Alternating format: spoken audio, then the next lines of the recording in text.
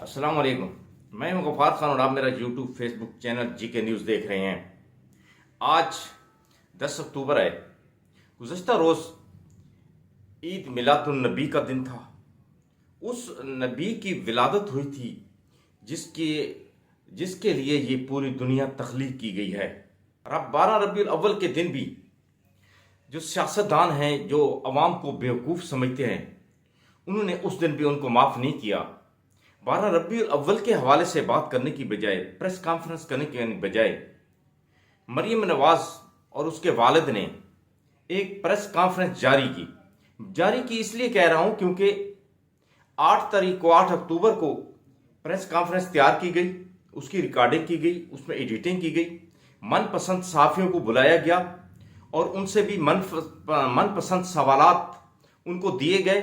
उनसे मनपसंद सवालात लेकर उन मनपसंद सवालात के जवाबात, वो भी अगर कोई ऐसा जवाब दिया गया जो कहा गया कि ये सही नहीं है, तो उसको भी फिर एडिट किया गया। मनपसंद कॉन्फ्रेंस, मनपसंद एक प्रेस रिलीज जारी की गई जो कि 12 रबीउल अव्वल के दिन मीडिया को दी गई। फिर मीडिया ने, पाकिस्तान के मीडिया ने, जो कि अदालत के हुक्म पर भी एक इश्तिहारी, एक सजा याफ्ता को तकरीर करने का और बयान देने का हक हासिल नहीं है, उसकी प्रेस कॉन्फ्रेंस जारी की गई और उसको चलाया गया। दूसरी तरफ एक अवामी लीडर है इमरान खान, जिसने पंजाब में KPK में सीरत नबी के हवाले से इज्तिमात किए, भरपूर अंदाज में अवाम को बतलाया कि नबी करीम सल्लल्लाहु अलैहि वसल्लम की सीरत क्या है और हम नबी करीम सल्लल्लाहु अलैहि वसल्लम की सीरत पर चलकर किस तरह मुल्क को बेहतर कर सकते हैं और अपनी ज़िंदगी को बेहतर कर सकते हैं और अपनी आखिरत को बेहतर कर सकते हैं। इस सिलसिले में जहाँ पे इमरान खान ने तकरीर की, आप वो तकरीर सुने। वो वैसे तो तकरीर तकरीबन 45 से 50 मिनट की है। मैंने उसको कुछ एडिट किया है क्योंकि वरना वीलॉग बहुत लेंथी हो जाता, उसमें 45-50 मिनट बहुत ज़्यादा उसमें रिकॉर्डिंग होती, तो उसमें थोड़ा सा मैंने मुख्तसर किया है। मैं आपको सिर्फ 20 मिनट का एक इमरान खान का बयान सुनाता हूं, जिसमें आपको मालूम हो जाएगा कि आशिक रसूल कैसा होता है और वो अपनी आवाम को अपने नबी करीम सल्लल्लाहु अलैहि वसल्लम के इश्क के लिए कैसे तैयार करता है। वो आप वीडियो सुनेंगे और मैं आपको कहूँगा कि ये तो सिर्फ 20-25 मिनट की जो मैं आपको अपने वीलॉग में रिकॉर्डिंग सुना रहा हूँ। आपको चाहिए कि आप इमरान खान की जो मुकम्मल तकरीर है वो सुने। आपको यकीन जानिए, आपको फ़ख्र होगा कि अल्लाह ताला ने हमें पाकिस्तान में एक अजीम लीडर दिया है जो कि नबी करीम सल्लल्लाहु अलैहि वसल्लम की सीरत को सबसे सामने आगे लाना चाहता है और वो कुछ चाहता है जो नबी करीम सल्लल्लाहु अलैहि वसल्लम और उनके सहाबा किराम ने चाहा है और अल्लाह ताला का हुक्म है। आइए मैं आपको इमरान खान की वो तकरीर सुनाता हूँ और आपका सर फ़ख्र से बुलंद होगा। बिस्मिल्लाहिर्रहमानिर्रहीम। इय्याका नअबुदु व इय्याका नस्तईन। मैं ये चाहता हूं कि आज बड़ी खामोशी से मेरी बात सुने, ताकि ये एक बड़ा मुबारक दिन है और जो मैं आज आपके सामने अपने नबी सल्लल्लाहु अलैहि वसल्लम के मुतालिक और आज इस दिन के मुतालिक जो बात करूंगा, मैं चाहता हूं जरा बड़ी खामोशी से,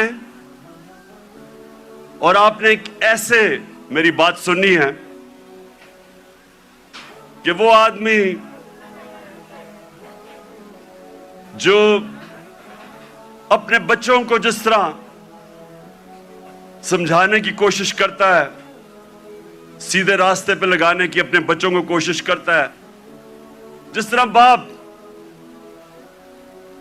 बाप या माँ बाप, वो ये नहीं कि माँ बाप ने जिंदगी में कोई गलत काम नहीं किए, ये नहीं कि माँ बाप कोई फरिश्ते होते हैं, लेकिन माँ बाप की हमेशा ये कोशिश होती है कि हम अपने बच्चों को अपनी गलतियों से सीख के हम बच्चों को वो सिखाएं تاکہ وہ غلطیاں نہ کریں جو ہم نے زندگی میں کی تھی. تو میری کوشش یہ ہے کہ آج اپنی زندگی جو میں نے 70 سال کی زندگی گزاری ہے اس سے میں آپ کو، اپنی قوم کو، جس طرح میں اپنے بچوں کو بتاتا ہوں کہ میں نے زندگی سے کیا سبق سیکھے اور میری زندگی سیرت نبی سے بدلی کیسے. میں کوئی اسلام کا اسکالر نہیں ہوں، میں اپنے آپ کو کوئی عالم نہیں سمجھتا، میں اپنے آپ کو ایک طالب علم سمجھتا ہوں جو ہر روز سیکھنے کی کوشش کرتا ہے. لیکن اللہ کا شکر ہے کہ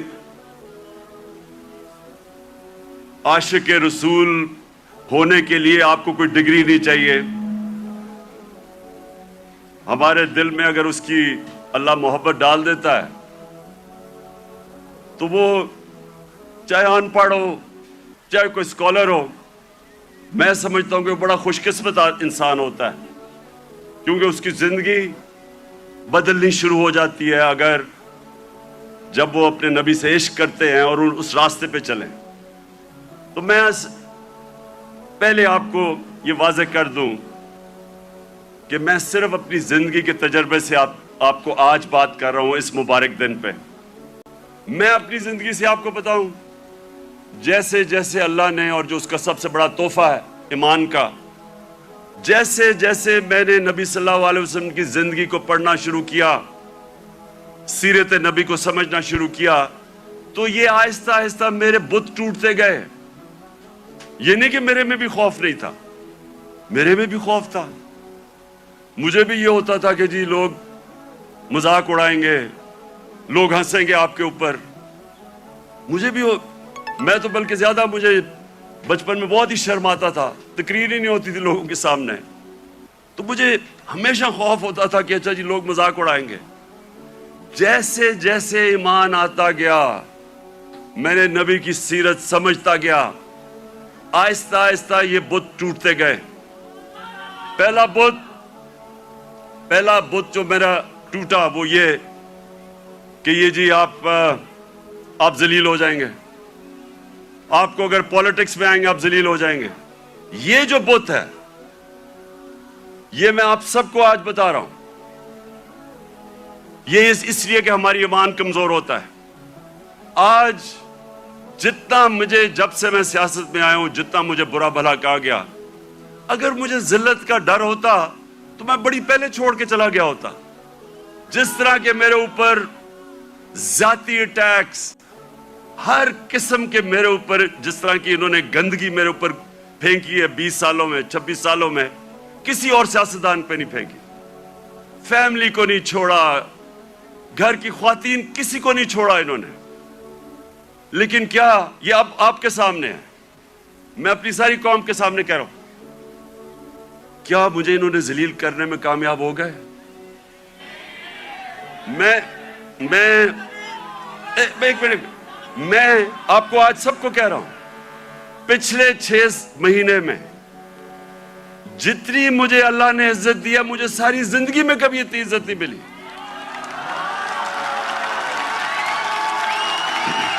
تو اس کا تو میں آپ کے سامنے ہوں. سنیں غور سے سنیں. یہ جلسہ نہیں ہے، یہ غور سے سنیں، کیونکہ میں نے آج آپ کو اپنی زندگی سے سمجھا رہا ہوں کہ اگر انسان کے ہاتھ میں ذلت ہوتی تو آج میں بڑا ذلیل ہو چکا ہوتا. میڈیا یہ کنٹرول کرتے ہیں، میڈیا کو پیسے یہ دیتے ہیں، لفافے دیتے ہیں. مجھے تو ذلیل ہو جانا چاہیے تھا. میں اس لیے اپنی قوم کو کہہ رہا ہوں کہ کبھی اپنے یہ جو بت ہے کہ جی مجھے کوئی ذلیل کر دے گا، یہ یاد رکھے اللہ نے اپنے ہاتھ میں رکھی ہوئی عزت اور ذلت. دوسری چیز، موت کا ڈر. سب کی طرح مجھے بھی موت کا ڈر تھا.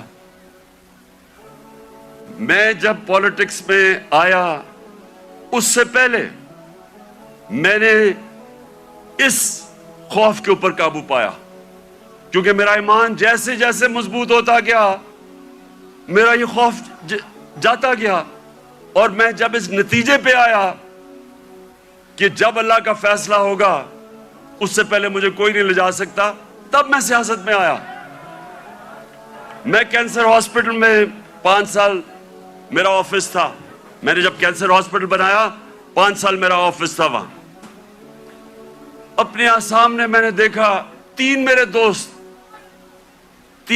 दोस्त वहां आए अच्छे भले चेकअप करवाने के लिए, और 6 महीने मेरे तीनों चले गए। तो ये जो हम समझते हैं कि हम अगर सेफ खेलेंगे तो शायद हम मौत से बच जाएंगे, या कि हम अगर अपने ईमान के मुताबिक चलेंगे तो शायद जल्दी मौत आ जाएगी, गलत फहमी में निकाल दें अपने ज़हन से। ये सबसे बड़ा खौफ है और ये इंसान को रोकता है बड़े कामों से।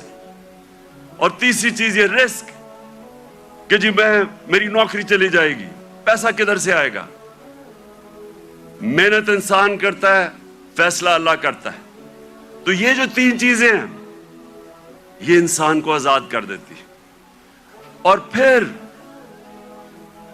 जो बड़ा बुत है, मैं का बुत, जो इंसान अपने से बाहर नहीं निकलता,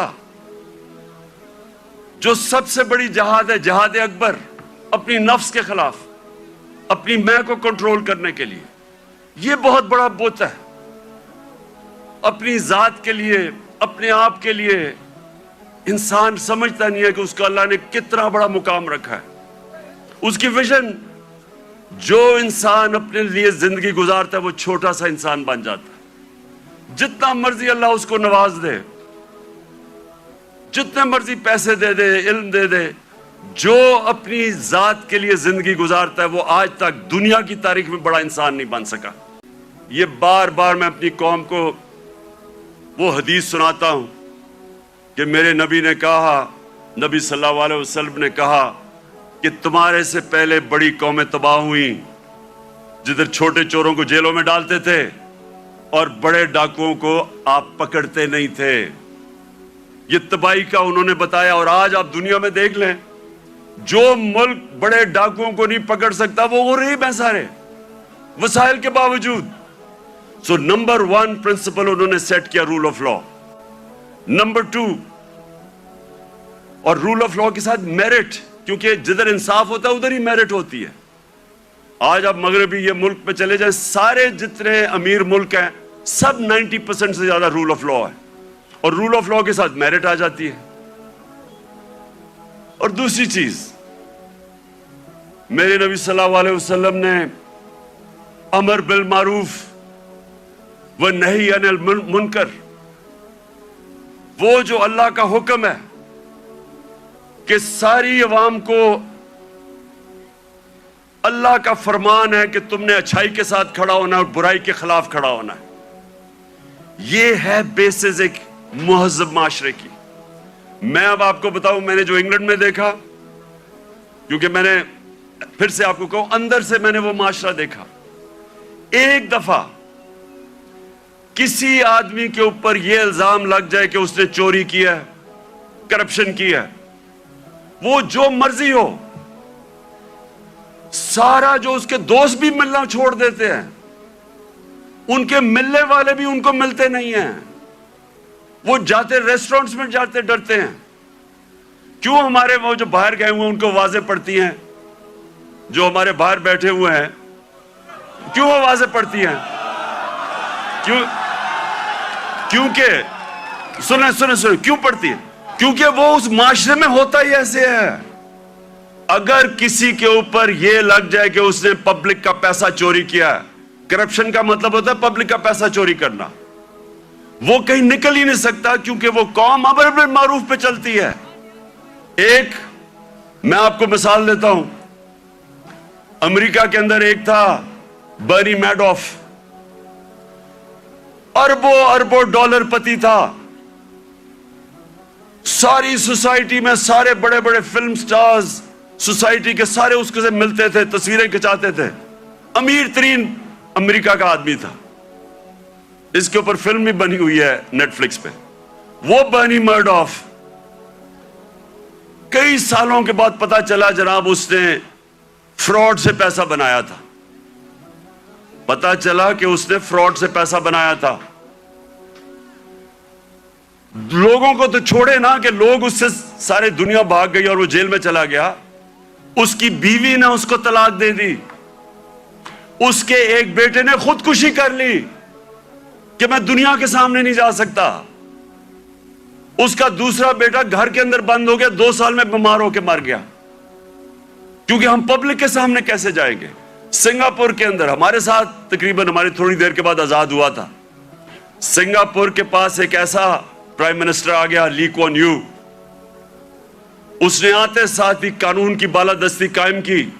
سنگاپور اور پاکستان کا ایک ہی جتنا تھا ہمارا جو اوسط آمدنی پر کیپٹا انکم ہماری اور سنگاپور کی ملتی تھی, ایک ہی جتنی تھی. آج 60 کی دہائی میں ایماندار پرائم منسٹر آیا, قانون کی بالادستی قائم کی. جیسی آپ قانون کی بالادستی قائم کرتے ہیں کرپشن ختم ہو جاتی ہے. وہ سنگاپور کا ایک منسٹر, اس کا اپنا دوست تھا, وہ پکڑا گیا کرپشن میں. اس دوست کو, وہ پرائم منسٹر کا دوست تھا, جیسے وہ پکڑا گیا اسے پتا تھا کہ میں اب بچ نہیں سکتا, حالانکہ میں پرائم منسٹر کا دوست ہوں. اس نے خودکشی کر لی کہ اب میں معاشرے میں کیسے جاؤں گا, کیونکہ معاشرے میں امر بالمعروف ہے. عوام کھڑی ہو جاتی ہے اچھائی کے ساتھ. وہی سنگاپور. اب یہ سوچیں, ہم اور سنگاپور ایک ہی جگہ تھے 60 کی دہائی میں.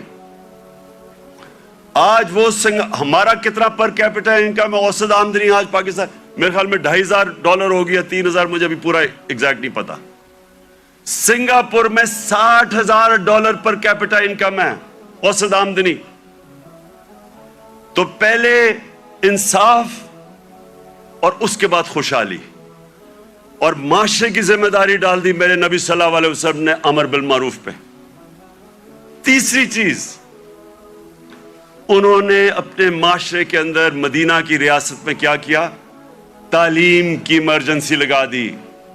جنگ بدر کے بعد جو قیدی مکہ کے قیدی تھے ان کو واپس کے پیسے لے سکتے تھے,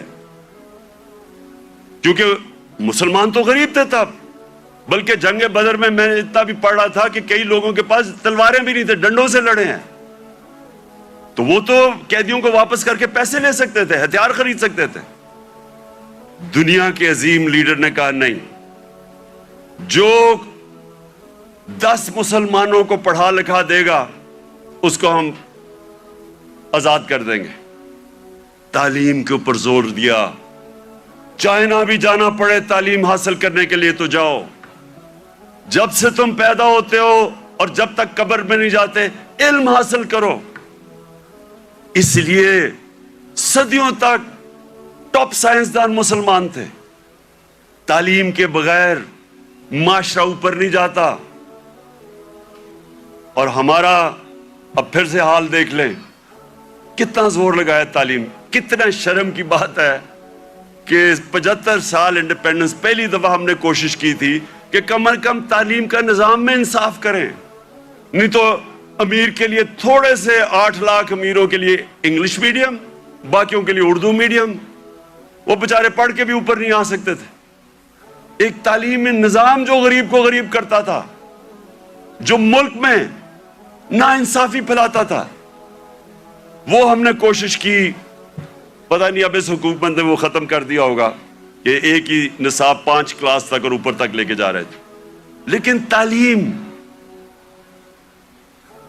یہ تیسری چیز میرے نبی صلی اللہ علیہ وسلم نے مدینہ میں کہا. تعلیم کے اوپر انہوں نے زور دیا, جس کی وجہ سے مسلمان اوپر گیا. اور پھر فلاحی ریاست, انسانیت کا نظام. دنیا کی تاریخ میں پہلی دفعہ انہوں نے ایک فلاحی ریاست بنائی. اور یقین کریں مجھے پتہ ہی نہیں تھا فلاحی ریاست کیا ہوتی ہے جب تک میں برطانیہ نہیں گیا. میں جب پہلی دفعہ برطانیہ گیا, میں نے پہلی دفعہ فلاحی ریاست دیکھی, کسی مسلمان ملک میں نہیں دیکھی. جو انہوں نے مدینہ کی ریاست میں پہلی دفعہ انسانیت کا نظام لے کے آئے تھے کہ کوئی کمزور آدمی, اس کی ریاست نے ذمہ داری لی تھی. गरीबों की, आप हैरान होंगे कि जो पेंशन्स थी, बूढ़ों की भी जिम्मेदारी पहली दफा दुनिया की तारीख में मदीना की रियासत में ली थी। यतीमों की, माजूरों की, बेवाओं की, ऐसा निजाम कभी पहले नहीं आया था।